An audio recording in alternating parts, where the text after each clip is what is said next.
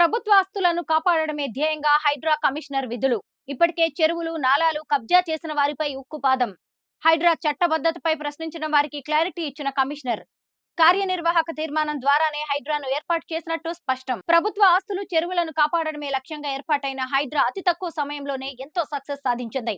హైదరాబాద్ మనుగడ దెబ్బతినకుండా, భవిష్యత్ తరాలకు ఇలాంటి నష్టం జరగకుండా కాపాడేందుకు కీలక నిర్ణయాలతో ముందుకెళ్తుంది. ప్రధానంగా చెరువులు, నాలాలను కబ్జా చేస్తూ రియల్ ఎస్టేట్ వ్యాపారం సాగిస్తూ ప్రకృతి వినాశకులుగా కారణమవుతున్న వారిపై హైడ్రా ఉక్కు పాదం మోపుతోంది. చెరువులను ఆక్రమించి నిర్మాణాలు చేపట్టిన వారిని ఇప్పటికే హైడ్రా కూల్చివేసింది. హైడ్రా చర్యలను తట్టుకోలేని కొందరు కుట్రపూరితంగా హైడ్రాకు వ్యతిరేక కార్యక్రమాలు కొనసాగించే ప్రయత్నం చేస్తున్నారు.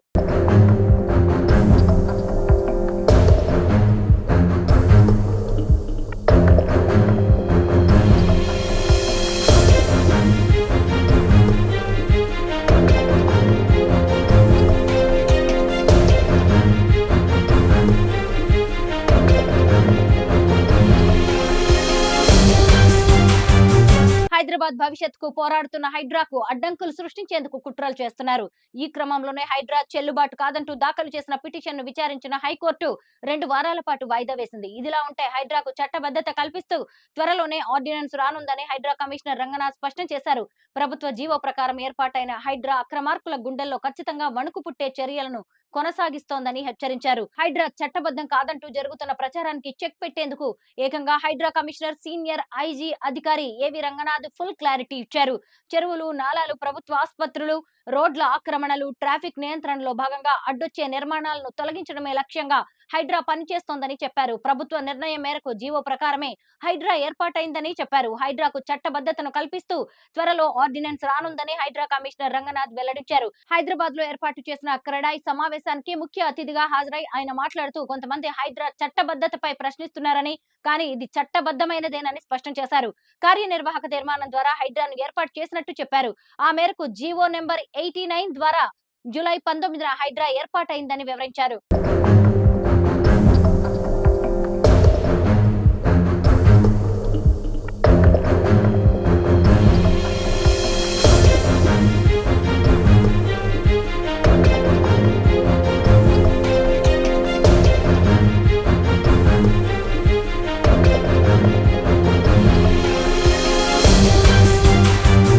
హైడ్రాకు చట్టబద్ధత కల్పిస్తూ అక్టోబర్ నెలలోపు ఆర్డినెన్స్ రాబోతోందని ఏవి రంగనాథ్ చెప్పారు. హైడ్రాకు విశేష అధికారాలు కూడా రాబోతున్నాయని తెలిపారు. 6 వారాల తర్వాత అసెంబ్లీలో హైడ్రా బిల్లు వస్తుందని, మున్సిపాలిటీలు, నీటిపారుదల, రెవెన్యూ శాఖలకు సహకారం అందిస్తామన్నారు. సమాజంలో శాంతి భద్రతల పరిరక్షణలో భాగంగా స్థానిక పోలీసుల సహకారంతో టాస్క్ ఫోర్స్ పోలీసులు ఎలాగైతే పనిచేస్తారో హైడ్రా కూడా వివిధ ప్రభుత్వ విభాగాల సహకారం, సమన్వయంతో పనిచేస్తుందని స్పష్టం చేశారు.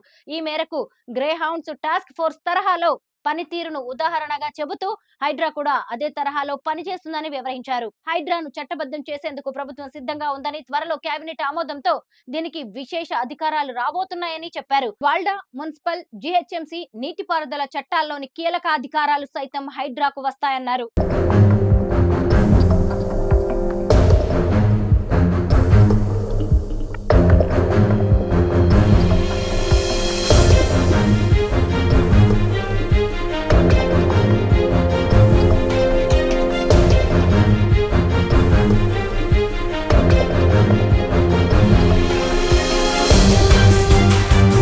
హైడ్రాను ఇబ్బంది పెట్టే ప్రయత్నాలు ఓవైపు సాగుతుంటే, మరోవైపు మరింత పటిష్ట పరిచేందుకు ప్రభుత్వం చర్యలు తీసుకుంటోంది. ఈ మేరకు హైడ్రాకు ప్రభుత్వం కీలక బాధ్యతలు అప్పగించేందుకు సన్నాహాలు జరుగుతున్నాయి. ఇందులో భాగంగానే నగరంలో హైడ్రా నో అబ్జెక్షన్ సర్టిఫికేట్ ఇస్తేనే నిర్మాణాలు చేపట్టేలా ఆ సంస్థకు అధికారాలు కట్టబెట్టనున్నట్టు తెలుస్తోంది. అయితే అందుకు సంబంధించిన విధి విధానాలను త్వరలోనే విడుదల చేసే అవకాశం ఉందని తెలుస్తోంది. దీంతో రాబోయే రోజుల్లో నగరంలో ఎక్కడ నిర్మాణాలు చేపట్టాలన్నా మిగతా శాఖలతో పాటు హైడ్రా పర్మిషన్ కూడా ఉండాల్సిందే.